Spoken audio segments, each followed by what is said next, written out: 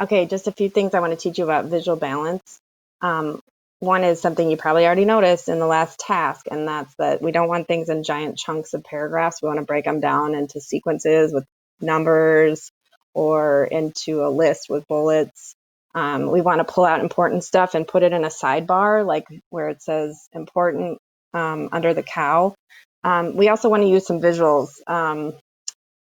This particular lesson is about the difference between serving chocolate milk in schools and white milk. So I also love when images are small like this and not necessarily an entire photograph that's framed. This is how I do this. I'm going to show you how I do this, and then we're going to talk about Bitmoji too, because I know a lot of you use Bitmoji, but I have a couple of things about Bitmoji that I want to teach you. So let's start with Bitmoji. So simple when you've got an image like this, right? But one thing that really works nicely is to overlap it with a text box like this. And you can do it with, on this slide, it's on 2 text boxes.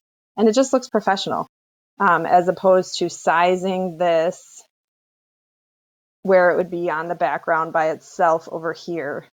It's not quite as visually appealing. Okay, so I'm going to put it back to where I had it. Okay.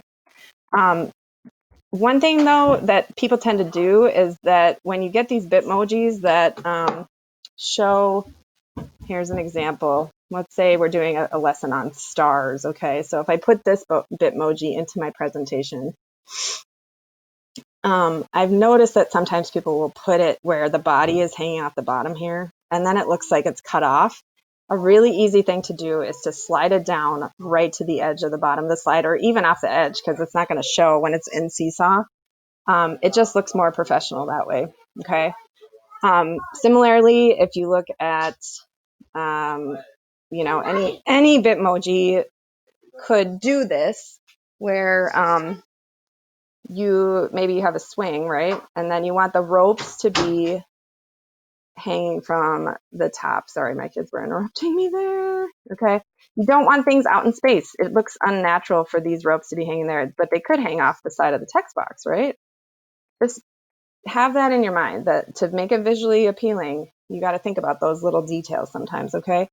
Another thing to do is to go into insert, image, and then search from web. You could find, as long as you type transparent after something, you can find just about anything, right? Like if I want a typewriter, I drag that over.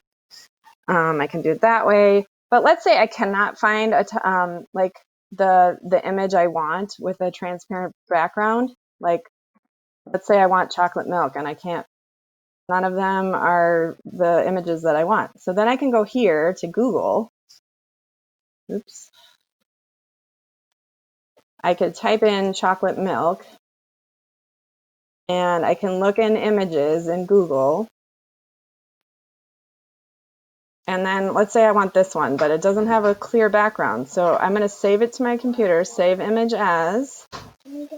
I'm going to copy the name of that. I'm going to go to this website called Remove BG, sorry. And Remove BG is just an awesome website where you can put any image you want, and then you can remove the background. So you go upload image, and then I find my image that I wanted here. Oops. Now I can't find it. There. I'm going to use this hammer and egg. I go like that, and it takes the background out for me. I download it to my computer, and then I can add it into my presentation wherever I like. So the possibilities are endless. Okay, good luck with that and have fun with it. It's really fun.